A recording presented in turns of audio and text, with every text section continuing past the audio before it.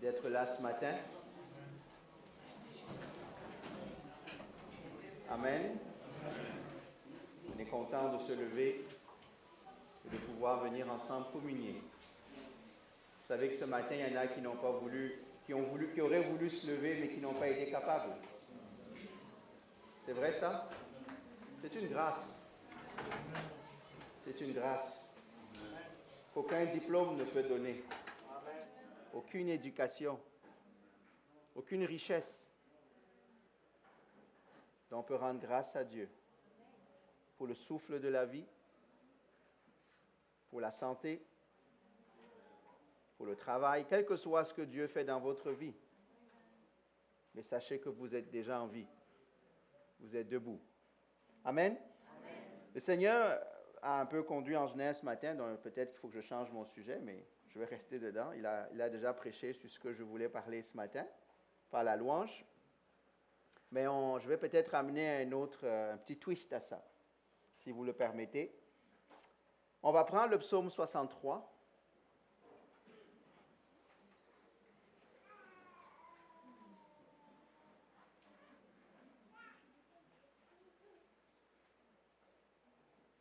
Disons qu'il a bien introduit mon sujet. Le psaume 63, ou les fondements de mon sujet. Si vous avez besoin d'une Bible, juste levez la main, on vous amènera une Bible. Et si vous n'avez pas de Bible, ça nous fera plaisir de vous en offrir une.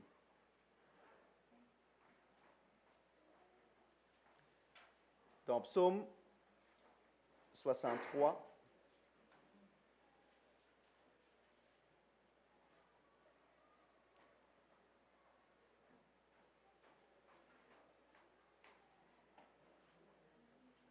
Je lirai d'une seconde 21.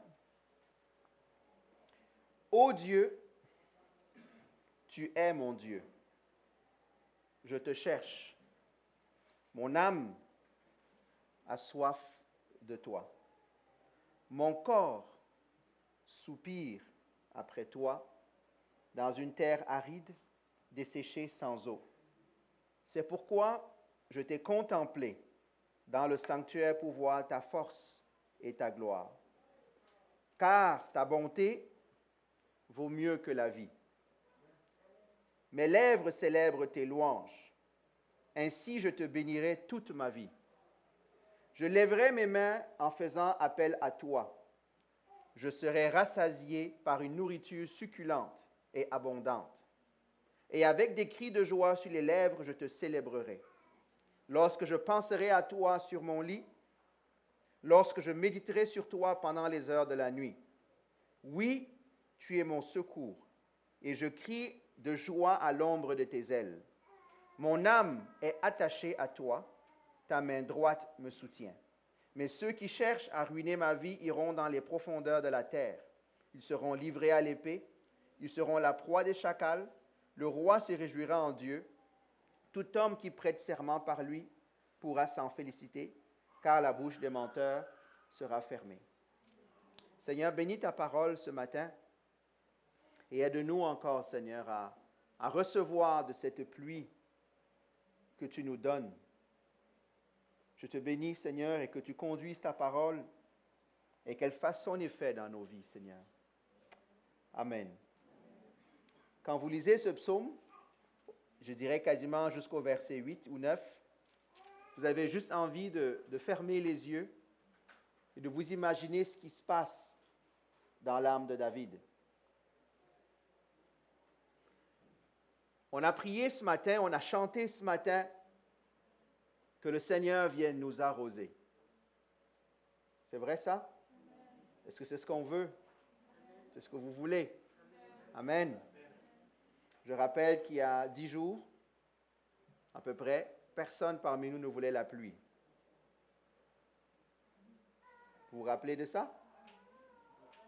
Oui? Parce qu'il avait beaucoup plu. Et la pluie a causé quoi? Des inondations. Donc, c'est bien de vouloir la pluie de Dieu.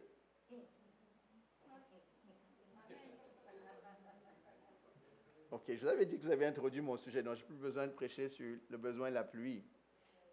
Mais la pluie peut causer des inondations. Amen. Pourquoi est-ce qu'il y a des inondations? Qui peut me dire pourquoi les inondations quand il pleut? Merci beaucoup, Angenaire. Angenaire nous dit, en expert en géologie, il y a inondation parce qu'il y a saturation du sol. Mon message ce matin, mon titre, c'est « Qu'est-ce qui accapare tes pensées? Qu'est-ce qui accapare ton cœur? » Parce que si ce qui accapare ton cœur le remplit, même si Dieu fait pleuvoir, il n'y aura pas de place pour recevoir la pluie de Dieu. Il faut qu'on comprenne que on a besoin de préparer la terre à recevoir l'eau. On a besoin de préparer nos cœurs à recevoir la pluie de Dieu. Amen? Si vous remarquez, ceux qui vivent un peu en banlieue ou en campagne, dépendamment de comment vous... En ce moment-ci, après l'hiver, qu'est-ce que les agriculteurs font? Ils viennent sarcler la terre. Achille, en priant tout à l'heure, a dit, nous sommes des sillons. Hein? S-I-L-L-O-N-S, pas la ville de Sion. Pourquoi? On a besoin de préparer la terre pour que lorsque la semence vient, lorsque la pluie tombe, la terre est prête à la recevoir. Amen? Si on revient dans le psaume 63, écoutons ce que David dit. Il dit, « Ô Dieu, tu es mon Dieu, je te cherche. Mon âme a soif de toi. » Je ne voudrais pas prêcher ce matin sur la séparation entre l'esprit et l'âme, et entre l'âme et le corps. Mais je tiens à rappeler que minimalement, ça on va tous être d'accord, on a un être intérieur et on a un être extérieur. C'est vrai? Ce que nous voyons, ce que nous touchons, c'est notre être extérieur.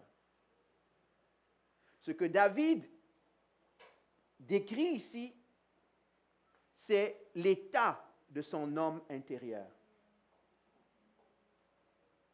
Et je voudrais aussi rappeler, je pourrais faire les nuances entre l'âme et l'esprit, mais il faut faire attention, il y a une différence entre le désir intellectuel d'avoir la pluie de Dieu, ça c'est encore l'homme extérieur pour Dieu en passant. Hein?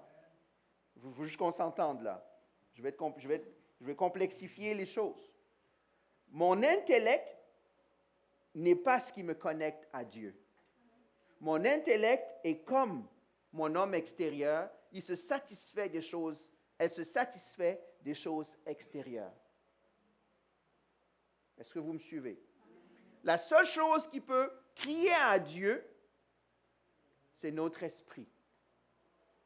C'est notre esprit qui est ressuscité, qui aspire à quoi? À être en communion avec Dieu et donc à recevoir la pluie de Dieu. Est-ce que vous me suivez? Ce n'est pas notre intellect. Ce n'est pas parce que s'il se met à pleuvoir, le corps, l'extérieur du corps va faire quoi? Il va aller chercher le parapluie pour se couvrir. Je vous ai dit, quand j'étais au Ghana, il y a quelques années, on a commencé à chanter « Mon papa est fidèle ». C'était au camp de réfugiés. Et tout à coup, on demandait la pluie en prière. Et là, tout à coup, il a commencé à pleuvoir. Je vous dis. Mais personne n'est allé chercher le parapluie. Parce que ce n'était pas l'homme extérieur qui voulait la pluie, c'était l'homme intérieur. Donc, ce qu'il faut comprendre, premièrement, lorsqu'on chante, lorsqu'on dit « Mon âme a soif de toi », on ne parle pas de mon intellect. Je peux comprendre intellectuellement, on est tous intelligents, qu'on a besoin de Dieu. C'est vrai? On a tous cette intelligence-là. Mais ce n'est pas cette partie de nous qui doit crier à Dieu « J'ai soif de toi ». Ce n'est pas ma tête, ce n'est pas ta tête, c'est ton être intérieur. il faut qu'on fasse attention à ne pas juste jouer l'émotion. Est-ce que vous me suivez? Parce que c'est juste l'émotion en nous qui cherche, qui a soif de Dieu. En anglais, we have goosebumps. On aura la chair de poule pendant la louange. Et dès qu'on dit le café est servi, la chair de poule est partie, on est passé au café. Est-ce que vous me suivez? David dit, mon âme a soif de toi. Regardez comment il décrit ce qui se passe. Il dit, mon corps soupire après toi. Vous savez, quand quelqu'un, des fois, est malade à l'intérieur, le corps le manifeste. Vous comprenez ce que je veux dire? David décrit l'état de soif intérieure qu'il a, qui se répercute sur sa vie extérieure. Pensez à Anne, la maman de Samuel. Elle avait tellement envie. Vous savez, des fois, on a des enfants, des fois, nous, on veut tellement quelque chose que tout le reste cesse d'exister, sauf cette chose. C'est ça, avoir soif. C'est ça que ce texte décrit ici. C'est quand tout cesse d'exister, si ce n'est ma soif de Dieu. Si ce n'est ma soif d'être dans sa présence. Est-ce que vous me suivez? Ce n'est pas mon intellect qui va avoir soif de Dieu de cette manière-là. C'est mon homme intérieur. C'est comme quand ton ventre te dit qu'il a faim. Est-ce que vous l'avez déjà écouté quand il vous dit qu'il a faim? Hein? Qu'est-ce qu'il vous dit? J'ai faim. Tu dis, oui, mais attends, il y a encore 1 heure de réunion, 1 heure d'étude. Il dit, non, moi j'ai faim maintenant. Et je veux ça. C'est vrai? Mais c'est ce que David décrit, que son âme intérieure est en train de dire, j'ai faim. J'ai soif. C'est tellement fort que mon corps entier soupire, aspire après toi. Regardez ce qu'il décrit. Dans une terre aride, dans un lieu desséché, sans eau. Parce que quand il y a plein d'eau, on n'a pas soif. Rappelez-vous, la terre qui est pleine d'eau ne veut plus la pluie. Est-ce que ça va? Mais on va le voir tout à l'heure parce que je m'en vais quelque part avec. La terre qui a l'impression d'être satisfaite ne désire pas la pluie. Mon être intérieur, quand il a l'impression qu'il n'a besoin de rien, ne peut pas crier après Dieu. Est-ce que vous me suivez? Et c'est pour ça que des fois, on peut chanter « Mon âme a soif de toi ». On le chante, mais à l'intérieur, on ne le dit pas. C'est juste des paroles bien harmonisées, bien ceci. Mais ce n'est pas un cri de notre cœur. Il y a une différence entre ce que mon intellect me dit et ce que mon cœur aspire. Et David sait que le seul endroit où mon âme peut être satisfaite, c'est où? Il dit, c'est pourquoi je t'ai contemplé dans le sanctuaire pour voir ta face, ta force et ta gloire. La seule chose qui peut satisfaire le cri de ton âme, ce n'est pas la télé, ce n'est pas le travail, ce n'est pas l'argent, ce n'est pas l'amour d'un homme ou d'une femme. Il y a un endroit en nous que seul Dieu peut satisfaire. Et c'est ça que David décrit. Et c'est ça maintenant, si j'allais aller plus loin, la nuance entre l'esprit et l'âme. L'âme est encore du monde extérieur, alors que l'esprit, c'est ce qui est connecté à Dieu et qui a soif, qui a faim. Et souvent, notre âme, on va le voir tout à l'heure, étouffe notre esprit. Notre âme empêche le cri de l'esprit de se répandre dans tout l'être. Parce que l'âme veut être sur le trône de notre vie. Peut-être qu'il faut que je fasse un pas en arrière. Lorsque Dieu a créé l'homme, il a créé esprit, âme et corps. Il a fait que l'esprit soit la portion de nous qui sommes en contact avec Dieu. Est-ce que vous me suivez? Et à la chute, qu'est-ce que Dieu a dit? Que vous mourrez. L'âme, est-ce que l'âme est morte? Non.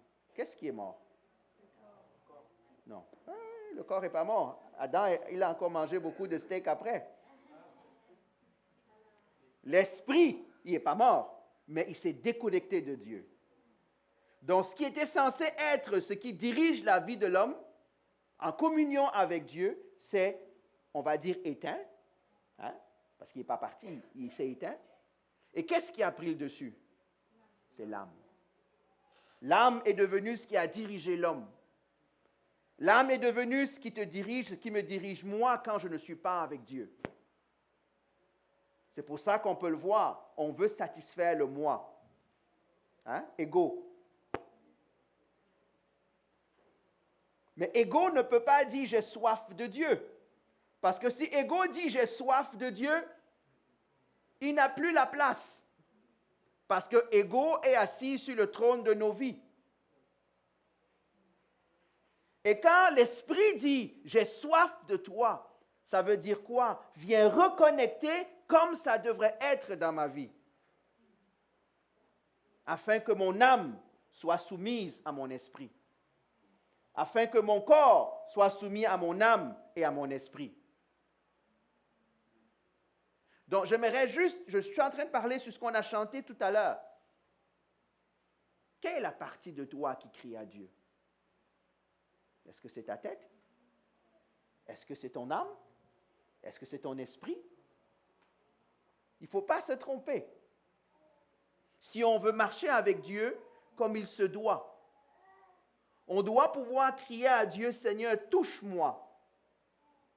Pas mon corps, pas ma tête, mais mon être le plus profond. Afin que cet être le plus profond se reconnecte à toi et comme un nouveau-né, il a juste envie de téter. Il a juste envie de grandir.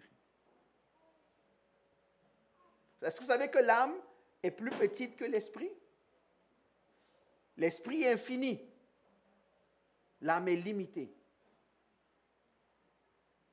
Il y a un moment donné où mon âme peut être pleine et saturée de choses, mais mon esprit a encore faim et soif. Quand il est connecté à Dieu.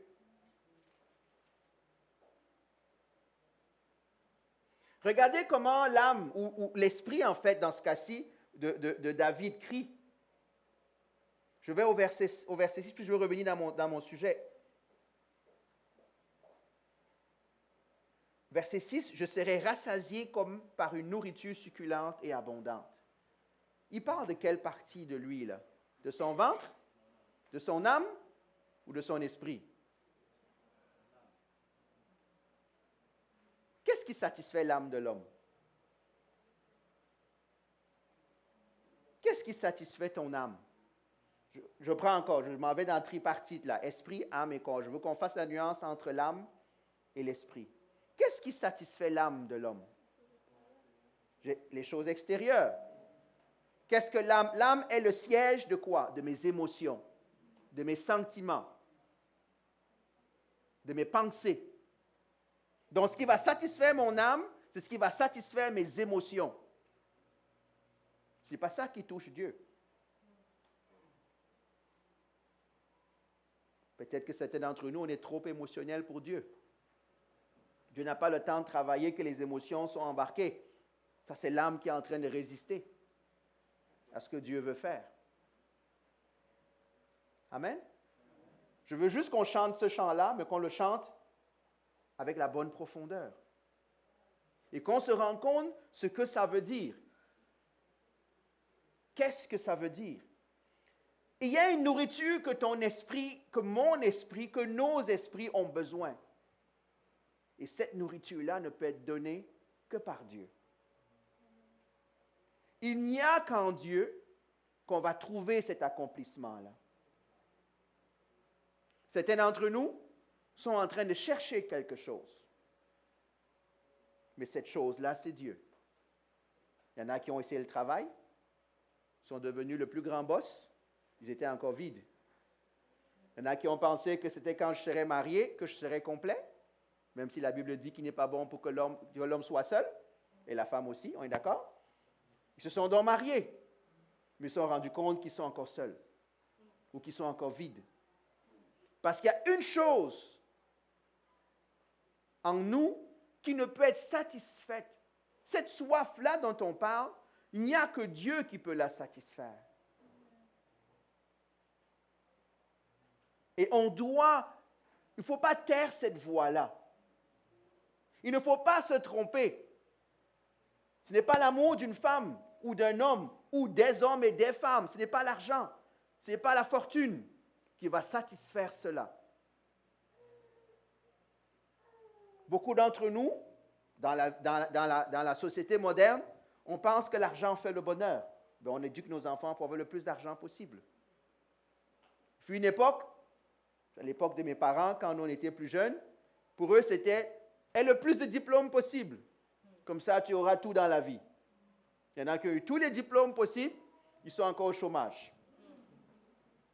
Ou ils conduisent des taxis. Hein, comme on dit au pays, les taximans. Et pourtant, il y a une chose seulement qui peut satisfaire ce cri, et c'est ce que David parle ici. Il y a une nourriture que ton esprit cherche. Et cette nourriture-là, cette soif-là, c'est cette connexion avec Dieu. Si ton esprit crie, fais attention à ce que tu lui donnes à manger. Ne te trompe pas. C'est cette communion-là qu'on est en train de chercher. D'ailleurs, Dieu a dit quoi? Heureux ceux qui ont quoi? Faim et soif. Voici le cœur, et ce matin, mon propos est seulement de regarder ensemble nos cœurs. Chacun d'entre nous. Chacun d'entre nous. Chacun d'entre nous. Écoutez le cœur de David. Il dit, « Je pense à toi sur mon lit, lorsque je médite sur toi pendant les heures de la nuit. » Dites-moi, à quoi vous pensez la nuit? Sur quoi méditez-vous la nuit? À quoi pensez-vous le jour? À quoi pensons-nous le jour? Si, après avoir chanté ce qu'on a chanté ce matin, tu retournes à la maison et qu'il n'y a rien en toi qui cherche et qui médite, c'est un signal que c'était juste un chant, soit émotionnel, soit intellectuel. Il n'y a pas d'amen, hein? Pardon? Mais il faut bien. Le Seigneur moi, j'ai mon sujet, là. Seigneur, merci. Puis en général, merci pour tes emails. Non, on n'a pas échangé dessus.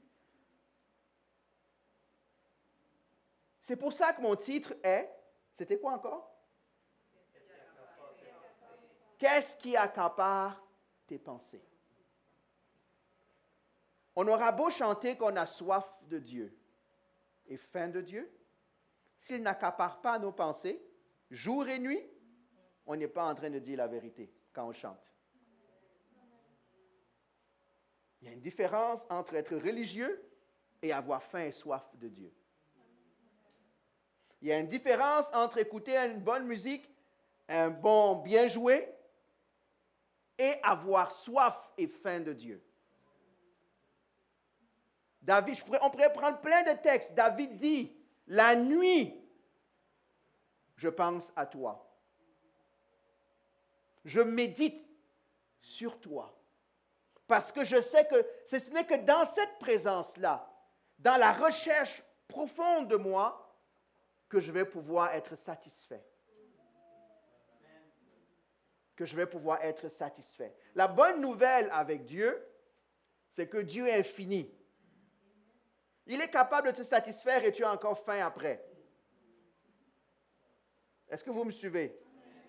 Il est capable de te remplir aujourd'hui de mets succulents, et demain, tu dis j'en veux encore, et il en aura encore. Est-ce que ça va? Pas comme maman qui a fait un bon plat à la maison, tu te sers 3 fois et dit il faut penser à demain. Et demain, elle te dit c'est fini. Non. Est-ce que vous me suivez? On ne parle d'une faim. C'est pour ça que la Bible dit que Dieu cherche ceux qui ont quoi? Faim et soif. Parce que le jour où tu n'as plus faim et tu n'as plus soif, ça veut dire que tu as cessé de chercher Dieu. Tu as cessé d'être intéressé par lui. Parce que ton esprit ne pourra jamais être satisfait. Comme on pense. Il dit, je pense à toi sur mon lit. Lorsque je médite sur toi pendant les heures de la nuit, nous on ronfle et on dort. Tu es mon secours et je crie de joie à l'ombre de tes ailes. La joie réelle se trouve dans cette satisfaction de notre esprit. Et il dit, si c'est votre Bible, vous pouvez souligner, mon âme. Donc ici, dans l'Ancien Testament, on ne fait pas beaucoup la différence âme et esprit, mais mon âme, mon être intérieur est attaché à toi. À quoi est-ce que ton être intérieur est attaché? Est-ce que vous me suivez? Oui? Bien, maintenant, on va aller faire la pratique. J'aimerais que, pour moi, c'est une réflexion personnelle qui a commencé par moi. Qu'est-ce qui accapare tes pensées? Chacun de nous est capable de répondre à cette question en toute honnêteté, sans avoir à le dire à haute voix. Je rappelle que notre but, l'objectif, c'est de nous rapprocher de Dieu. On est d'accord? Maintenant, on pourrait faire une chose. Vous pourriez faire une chose. Quand je ne pense à rien, à quoi est-ce que je pense? On va faire la philosophie ensemble. Quand je ne pense à rien, à quoi est-ce que je pense? Vous avez raté votre cours de philosophie, mes amis. On ne peut pas penser à rien. On peut dire ce à quoi on pense n'est pas important, négligeable par rapport à d'autres choses, mais on va penser à quelque chose. Le but de ma question est celle-ci. Qu'est-ce qui accapare vos pensées? Quelles sont les choses où, laissez à vous-même, qu'est-ce qui vous attire? Quelle est la faim que votre âme manifeste auprès de vous? Est-ce que vous suivez ma question? C'est ça la question. Parce qu'on veut savoir jusqu'où est-ce que Dieu a pénétré dans notre vie. Est-ce que c'est clair ce que je dis? Jusqu'où est-ce que Dieu a pénétré dans notre vie? Laissez-moi vous donner quelques exemples de choses qui peuvent nous accaparer. Ça peut être nos projets. J'ai des projets. Je suis tellement là-dedans. Ça vous est déjà arrivé? Vous êtes tellement dans un projet qu'il n'y a plus rien qui existe.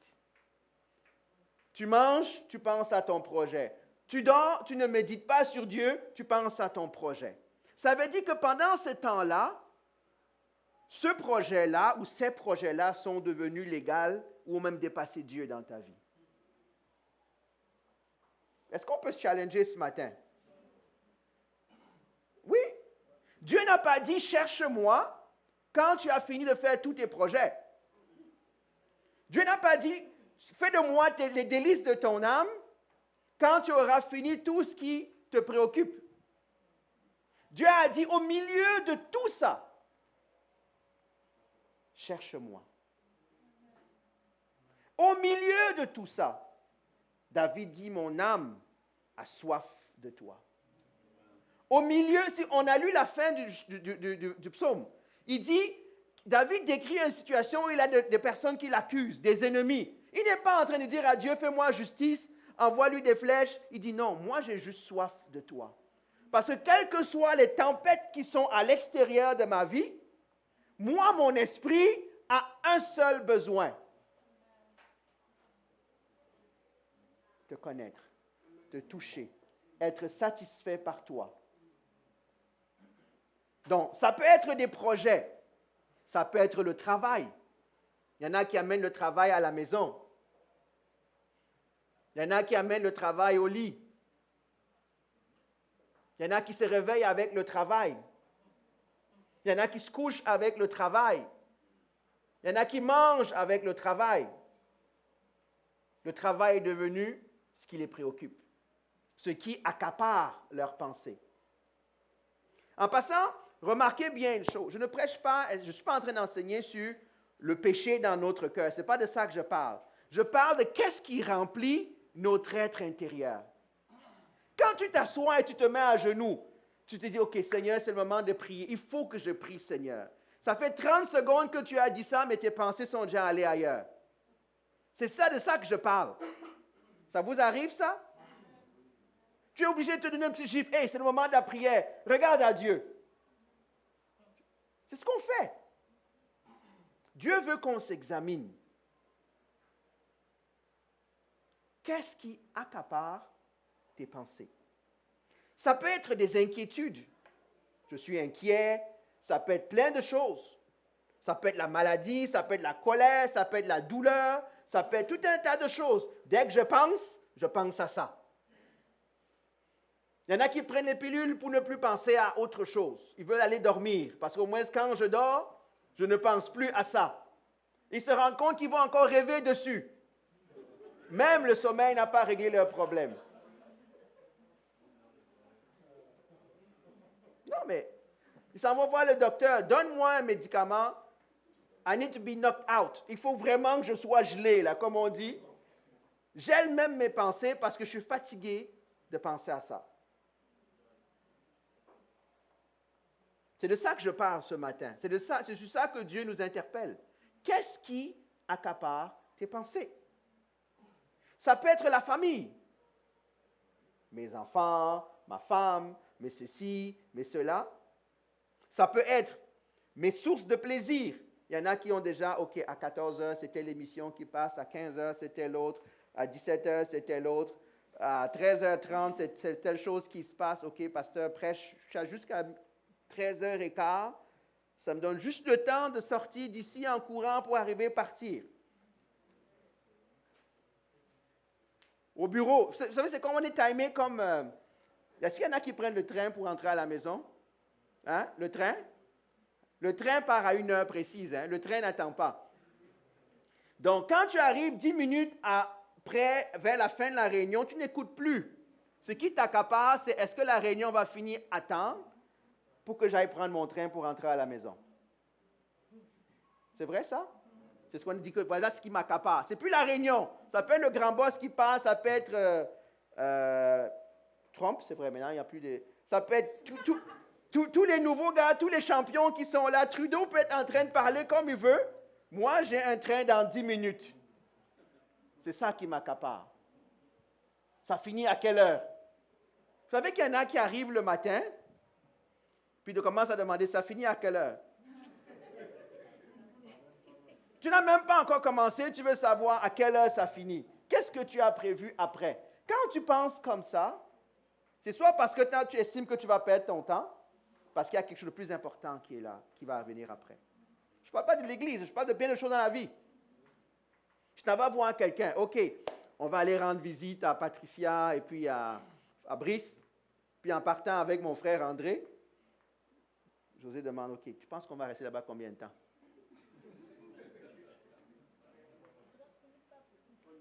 « 30 minutes, pas plus, hein? Ça vous est déjà arrivé, ça? En passant, spirituellement, ce n'est pas une bonne visite pour eux, hein?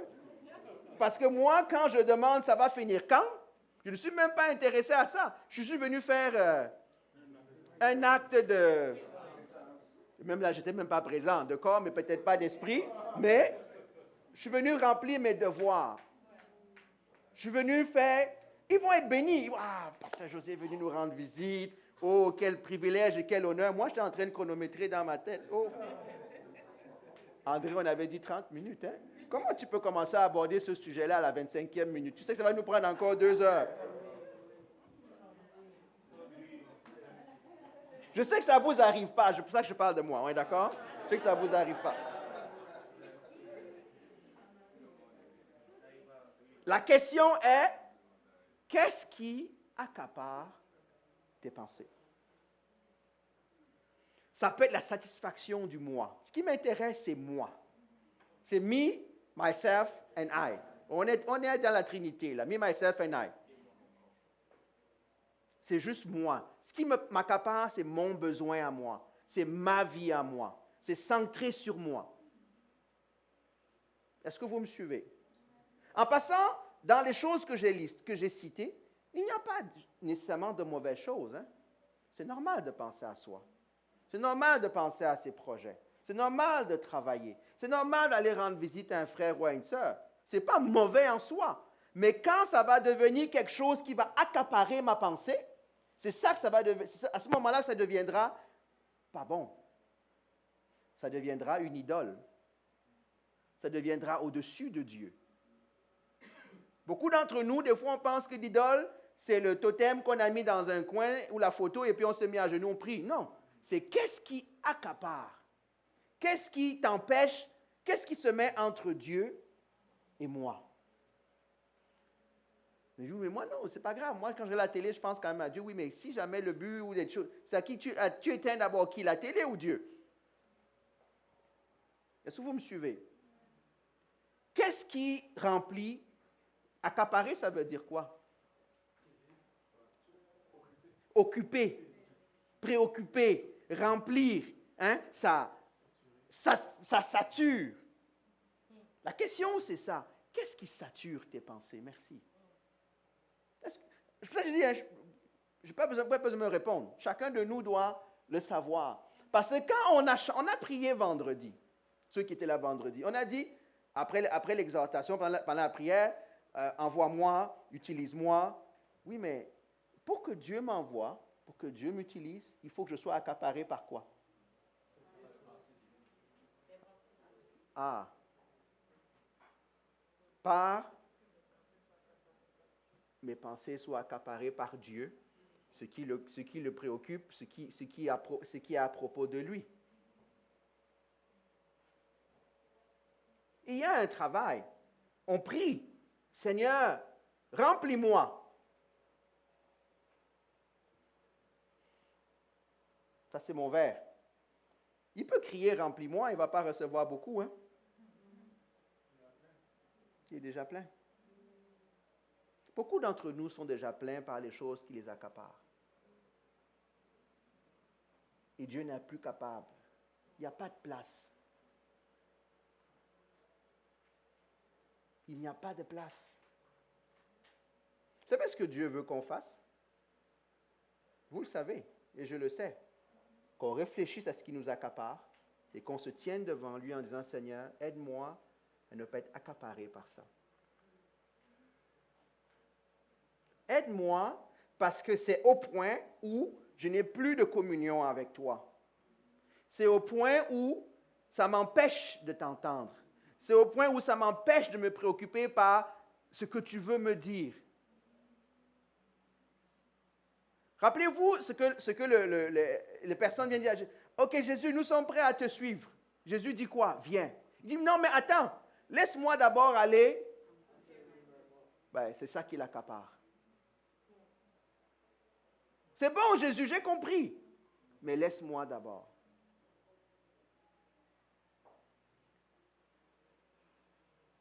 Il y a une chose qu'on doit comprendre. On ne peut pas seulement être au niveau de la tête, au niveau de l'âme. Il faut qu'on laisse l'Esprit de Dieu travailler en nous. Et ce qui nous accapare, c'est à nous de nous en décharger. Si on n'est pas capable, des fois, c'est là où on a besoin de demander à Dieu, aide-nous. Parce que Dieu, en général, ce qui nous accapare, c'est ce qu'on aime. C'est ce qui nous préoccupe.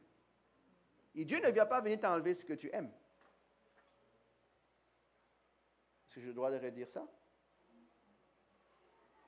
Oui? Je ne pense pas que vous me suivez. Hein? S'il y a quelque chose que tu aimes et qui t'empêche d'être en relation avec Dieu, ce n'est pas Dieu qui va venir enlever que tu détestes. Nous, on va dire, Seigneur, fais que je n'aime plus cette chose-là. Non, non. C'est Seigneur, j'ai décidé de ne plus aimer cette chose. Aide-moi à ne plus l'aimer. C'est différent, hein? Vous êtes d'accord?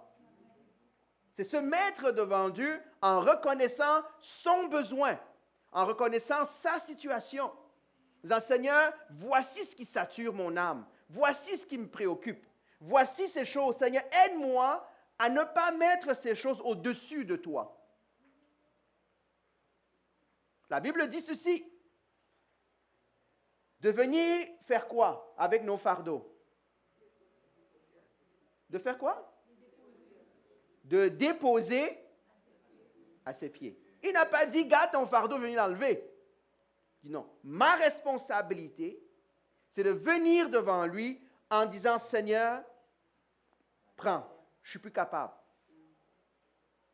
Parce que tant on ne s'est pas déchargé de ce qui nous préoccupe, de ce qui nous accapare, on n'est pas capable de prendre ce qui a accaparé Dieu. Est-ce que vous me suivez? Tant qu'on vit pour soi, on ne peut pas vivre pour Dieu. La parole le dit, hein? Celui qui voudra garder sa vie, la perdra. Mais celui qui la perdra, à cause de moi, il faut bien préciser, la retrouvera.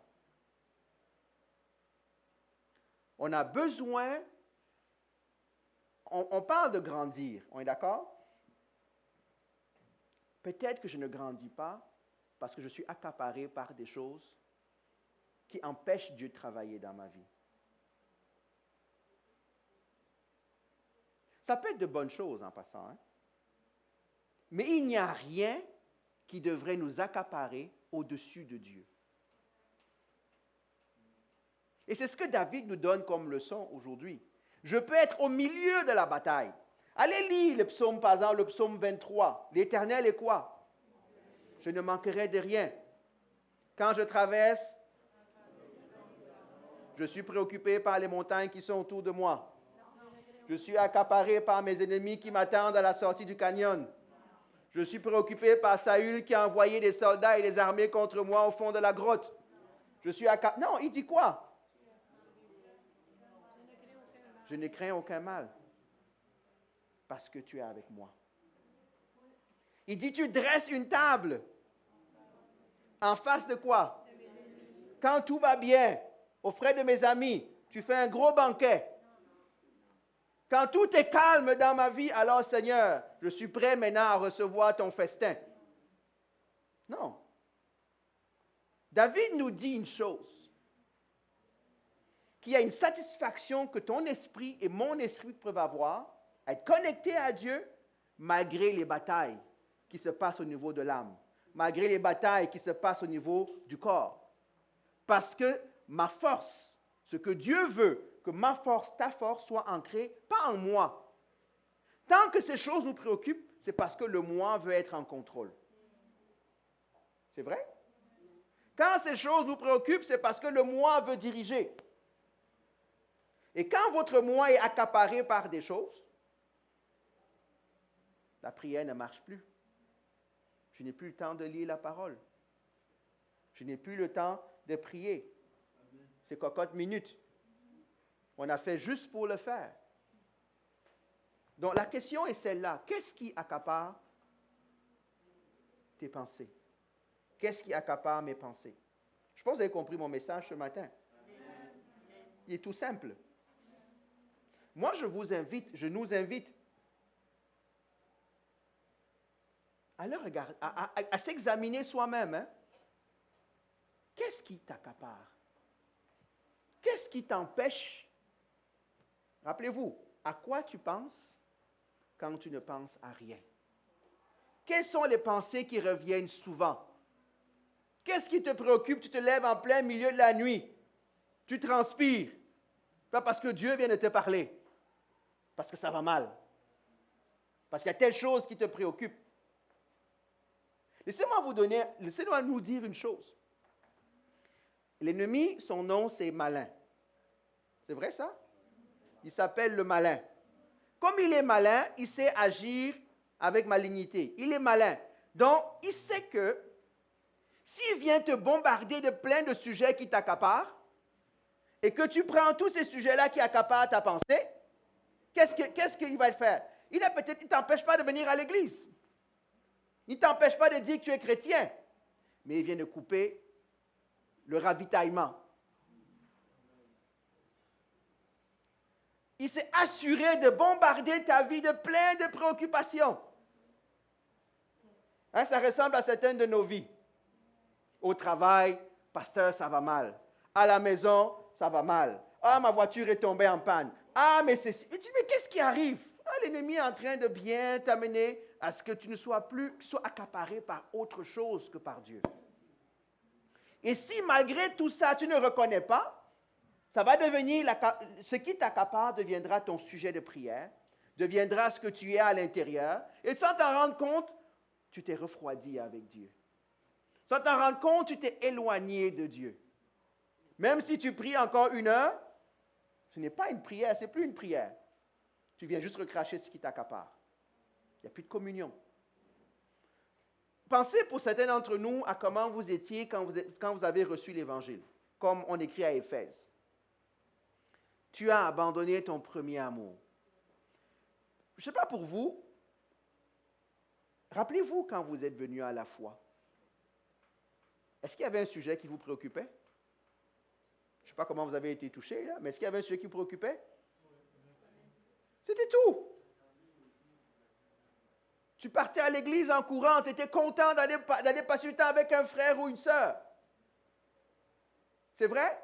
Dès qu'il y avait quelque chose, tu dis, ah non, Dieu est capable, arrête de me déranger. Tu t'appelais un frère et une sœur, viens me soutenir dans la prière, on va montrer à l'ennemi qu'il ne peut pas me vaincre. Parce que mon âme était accaparée par quoi? Par Dieu. Mais là, on est devenus les vieux loups, le vieux singe. On n'est plus accaparé par Dieu. On est accaparé par la famille. On est accaparé par la maison. On est accaparé par le travail. On est accaparé par les routines de la vie. Et cette routine-là a bâti une forteresse autour qui fait que ce n'est juste quand le problème de la voiture est réglé, c'est le problème de l'ordinateur. Quand l'ordinateur se règle, c'est le nez qui coule.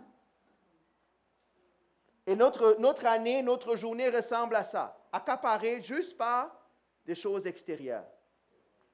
Et tranquillement, ce qui nous accaparait de Dieu était d'abord une rivière, c'est devenu un fleuve, c'était un fleuve, c'est devenu une rivière, c'est devenu maintenant un petit torrent d'eau. C'est tout. La question que Dieu nous pose. Rémi a dit, quand il a parlé tout à l'heure, je veux vous remplir. On l'a chanté. Mais sommes-nous vides pour pouvoir être remplis? Individuellement, là. Sommes-nous vides? Avons-nous assez d'espace pour être capables de recevoir? Sommes-nous capables? Et je pense que Dieu nous pose cette question. Il me la pose à moi en tout cas. Et je pense qu'il la pose en plusieurs parmi nous. Dans notre marche, peut-être que notre marche avec Dieu, peut-être que ta marche avec Dieu stagne. Parce que tu n'es plus vraiment accaparé par les choses de Dieu. Parce que tu es devenu, on est rentré dans une routine, dans la vie. Qu'est-ce qui t'accapare? Paul et Jean-Baptiste ont dit, il faut que je diminue. Il faut que ce qui m'accapare diminue pour que ce qui l'accapare, lui, me remplisse. On a besoin de réaliser cela.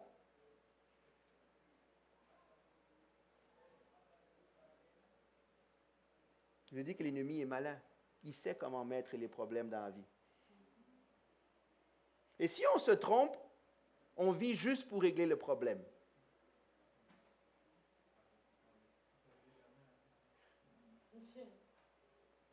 Si on se trompe, on se concentre sur ce qui ne va pas. Et on finit par prendre les choses en main. Et on oublie Dieu de tout ça, là. Laissez-moi vous lire un texte, puis j'ai fini, j'ai presque fini. Vous avez compris ce que Dieu veut nous dire ce matin. Matthieu 13.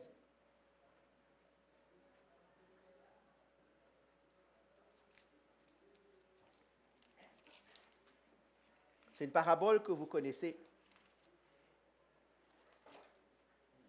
La parabole du semeur.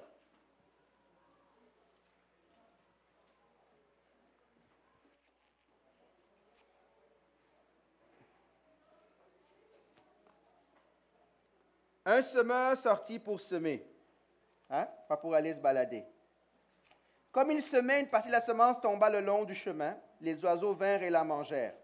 Une autre partie tomba dans un sol pierreux où elle n'avait pas beaucoup de terre. Elle leva aussitôt, parce qu'elle ne trouva pas un terrain profond. Mais quand le soleil parut, elle fut brûlée et sécha faute de racines.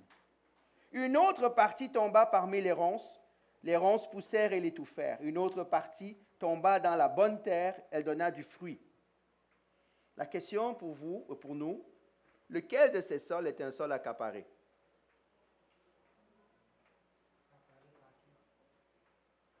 Pas par Dieu en tout cas.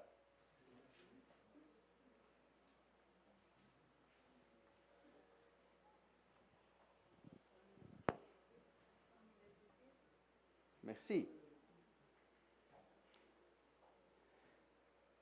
C'est ce que les disciples ont posé à Jésus. Ça veut dire quoi ce que tu viens de dire?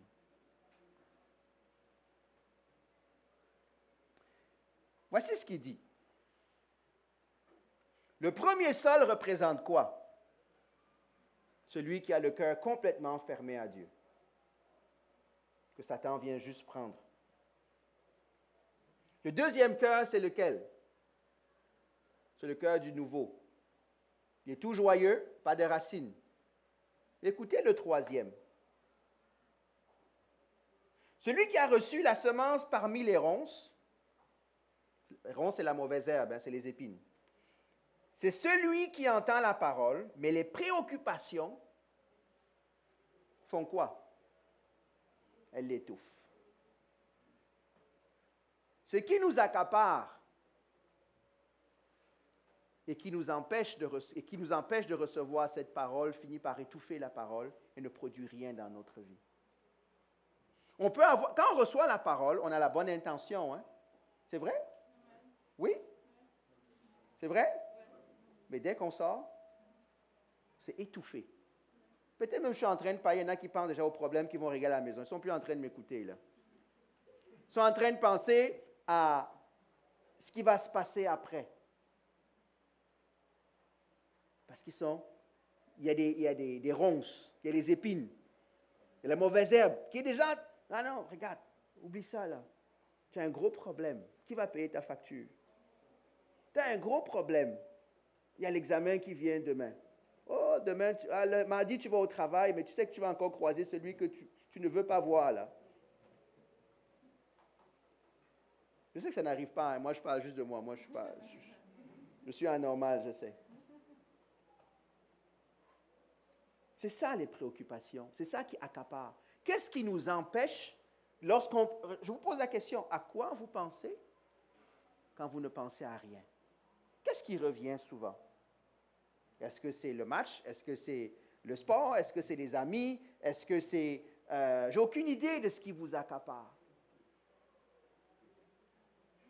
Ou est-ce que c'est Dieu? On aura beau chanter, hein? Mon Dieu, je t'aime. Il y a un beau chant qui dit ça, hein? Mon Dieu, je t'aime. Il y en a même plusieurs. Mais c'est juste notre bouche qui chante. C'est juste notre tête qui chante. Ce peuple fait quoi? Mais son cœur est où? Accaparé par des choses qui ne sont pas miennes. Dieu nous interpelle. Il veut faire pleuvoir. Ça, j'ai dit que tantôt, pour moi, c'était une bonne introduction. Je sais qu'en passant, vous ne le savez peut-être pas. Ce n'était pas ça quand je n'avais prévu de chanter comme tous les chants qu'il a fait, là. Hein? Vous étiez à la pratique. Peut-être juste le premier, je ne suis même pas sûr. Après, c'est aller dans une direction. Oui, Dieu veut faire pleuvoir dans nos vies. Il veut faire pleuvoir au milieu de nous. Mais sommes-nous une terre aride et desséchée qui a soif? Ou sommes-nous une terre qui est saturée de préoccupations, que même si Dieu fait pleuvoir, c'est l'eau de la rigole qui va prendre toute l'eau qui va tomber. Ça va aller ailleurs. Qu'est-ce qui accapare tes pensées? Je sais que j'ai répété ça plusieurs fois. Et je sais que quand je dis ça, il y a des choses qui te viennent à la pensée. Amène-les devant l'autel de Dieu. Dis, Seigneur, je confesse. Je reconnais, Seigneur, que voici ce qui, en ce moment dans ma vie, m'empêche d'être en communion avec toi. Voici ce qui bloque mes pensées. Voici ce à quoi j'ai beau vouloir fermer les yeux, c'est juste à ça que je pense. David dit, quand je ferme les yeux, c'est à toi que je pense. C'est ce qu'il a dit, n'est-ce pas? Mais nous, quand on ferme les yeux, à qui est-ce qu'on pense? À quoi est-ce qu'on pense? C'est ça mon message ce matin. Qu'est-ce qui accapare nos pensées? En passant, il y a une excuse qui est très facile. Oui, mais ce n'est pas une mauvaise chose. Parce que je vous dis, je ne prêche pas ce matin, ce n'est pas sur le péché que je parle. Là. Est-ce qu'on est d'accord? Donc, s'il y a déjà des mauvaises pensées, c'est déjà pas bon, vous le savez. Mais il y a des fois plein de choses qui nous remplissent le cœur et la pensée. Comme quelqu'un qui conduit, il ne voit même plus la route, il est en train de penser au problème. Et des fois, tu arrives à la maison, tu dis, comment j'ai fait pour arriver à la maison? Tu dis, gloire à Dieu. Mais notre marche avec Dieu, des fois, est comme ça. On est en train de conduire, on est tellement préoccupé par plein de choses qu'on ne voit pas Dieu à côté. Et si on s'en va voir Dieu, c'est pour qu'il règle nos problèmes. Et dès que le problème est réglé, Dieu, mais tu as oublié l'autre problème aussi. Oh Dieu, mais il y avait un autre problème aussi. Finalement, ma relation avec Dieu, c'est juste régler mes problèmes qui m'accaparent. Au lieu de régler les problèmes qui accaparent le cœur de Dieu. Parce que Dieu a des situations qui accaparent. C'est vrai ça? Comme tout parent qui est préoccupé par ses enfants, Dieu est préoccupé par ses enfants. Il est préoccupé par ceux qui ne le connaissent pas encore. Il est préoccupé par plein de choses. Même toi, tu accapares la pensée de Dieu. Même moi.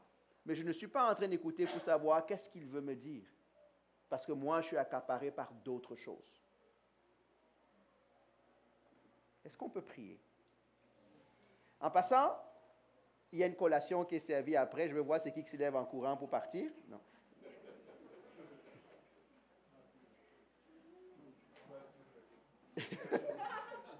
Par culpabilité maintenant, parce que je dis. Dieu nous invite à nous examiner nous-mêmes. Il nous invite à nous regarder nous. Et s'il y a quelque chose en ce moment qui t'accapare, au point d'avoir perdu la communion avec Dieu, Dieu veut que tu te repentes. Dieu veut que je me repente, si c'est le cas pour moi.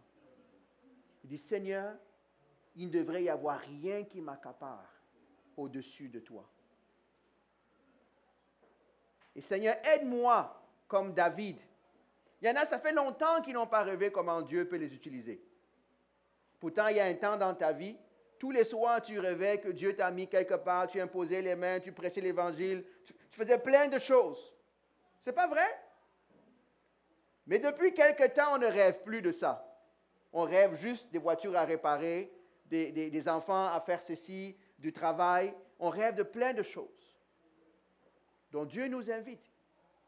Qu'est-ce qui te remplit, qui te sépare de moi?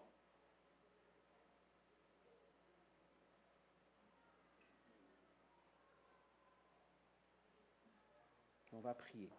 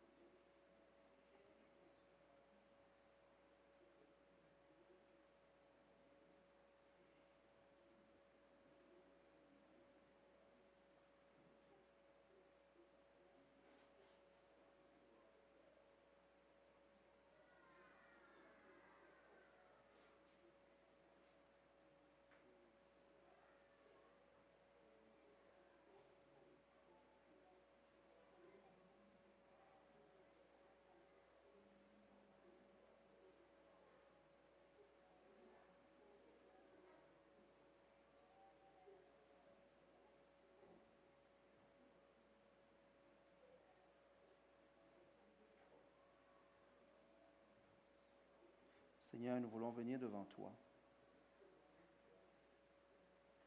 Je veux d'abord venir à mon nom propre, Seigneur. Je veux me repentir, Seigneur, de tout ce qui peut m'accaparer. Accaparer mes pensées, Seigneur. Je demande pardon pour mes frères et sœurs, Seigneur. Mais on l'a dit, tu es un Dieu fidèle, tu es un Dieu patient. Et pour ça, je t'en suis reconnaissant. Nous t'en sommes reconnaissants pour ta patience, pour ta miséricorde envers nous. Je te rends grâce parce que je ne nous traite pas comme notre conduite le mérite, Seigneur.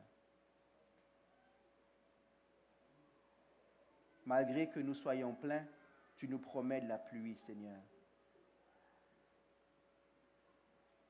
Seigneur, aide-nous à nous débarrasser de tout ce qui nous accapare, qui ne te concerne pas. Aide chacun d'entre nous à nous séparer de ce qui nous sépare de toi, Seigneur. Seigneur, tu dis dans ta parole de venir à toi avec nos fardeaux. Et des fardeaux qui sont lourds. Les problèmes de la vie, les frustrations de la vie qui nous empoisonnent la vie. Nous voulons venir devant toi avec ces fardeaux et les déposer à tes pieds. Je prie que chacun d'entre nous, s'il y a un tel fardeau, le reconnaisse dans sa vie et vienne le mettre à tes pieds, afin qu'elle puisse prendre ton fardeau qui est doux et léger. Peut-être qu'il y a des fardeaux que certains aiment porter. Même ces fardeaux, on doit les enlever si on veut aller plus loin avec toi, Seigneur.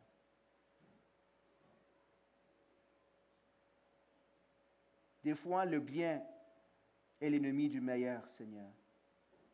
Des fois, il y a de bonnes choses dans nos vies, mais qui nous empêchent d'aller plus loin. Il y en a qui ont des fardeaux à la maison, au travail, à l'école, avec des amis. Il y en a qui ont perdu le sommeil, qui dès qu'ils font silence n'arrivent pas à se taire, ne pensent qu'à certaines choses, Seigneur. Seigneur, nous te demandons pardon. Il faut que nous soyons vides pour que tu nous remplisses.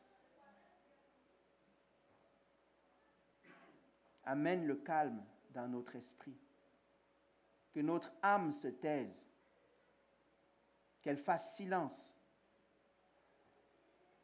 Afin qu'on puisse recevoir de toi.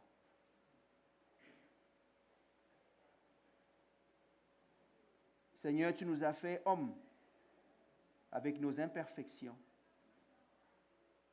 Pardonne-nous parce qu'on te regarde juste comme celui qui règle nos problèmes. Pourtant, tu n'es pas venu régler nos problèmes. Tu es venu rétablir cette communion avec toi.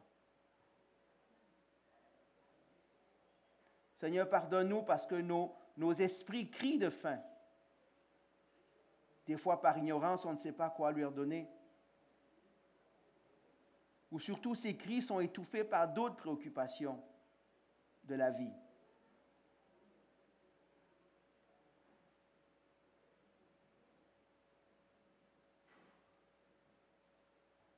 Seigneur, nous comprenons, nous avons entendu ce que tu dis. Tu veux faire pleuvoir. Mais la veuve à Sarepta, tu as dit, ton prophète a dit, va chercher le plus de contenants possible pour en recevoir le plus possible d'huile.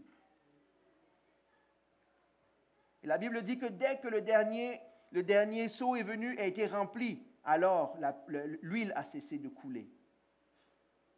Pour certains, l'huile a cessé de couler dans leur vie parce qu'ils sont pleins, Seigneur. Plein de choses qui nous bloquent de toi, Seigneur. Fais-nous grâce.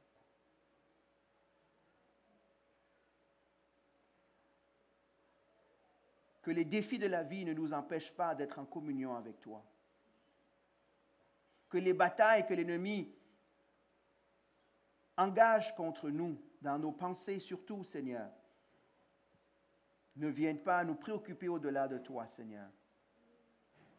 Que l'on puisse dire, comme on l'a dit dans le psaume 23, tu es notre berger. Que tu dresses une table devant nos ennemis, devant nos défis. Que notre esprit se réjouisse en toi encore. Trouve des mets succulents.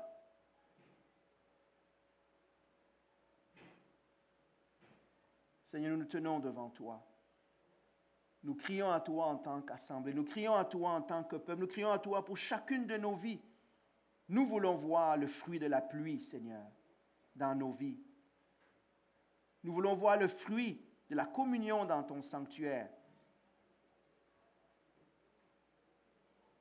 Nous voulons être un peuple qui t'adore, non pas seulement de nos lèvres, mais de nos cœurs.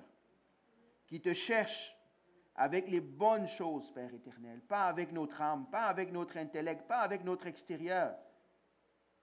Tu as dit rechercher premièrement ce qui te concerne, et tout le reste viendra après. Nous, on cherche le après, avant. Père, plusieurs parmi nous sont fatigués et chargés. Aide-leur à comprendre, aide-nous à comprendre que c'est à nous de faire le pas vers toi et de nous décharger à tes pieds.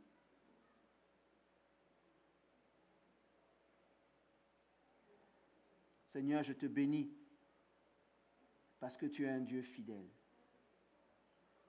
Fais pleuvoir, Seigneur, et aide-nous à recevoir la pluie. Merci pour ta grâce. Merci pour ta grâce. Merci pour ta miséricorde. Aie miséricorde envers nous, Seigneur, et aide-nous. Saint-Esprit, viens faire ton œuvre. Fais ton ministère dans nos âmes et dans nos esprits. Que la vie de Dieu se répande en nous. Que les préoccupations de Dieu inondent nos pensées. Que l'on puisse venir témoigner comme David, que la nuit je pense à toi. La nuit je médite sur toi. La nuit, le jour, ta parole est près de mon cœur. Je te bénis, Seigneur. Que notre esprit ne soit pas immobilisé par l'agitation de nos âmes, Seigneur. Mais qu'au contraire, que le calme de notre esprit soit la victoire de notre âme, Seigneur. Et ce calme de notre esprit vient de toi et de toi seul. Sois béni, mon Dieu, et sois glorifié. Amen. Amen. Soyons bénis. S'il y en a qui ont besoin de prière, je suis disponible.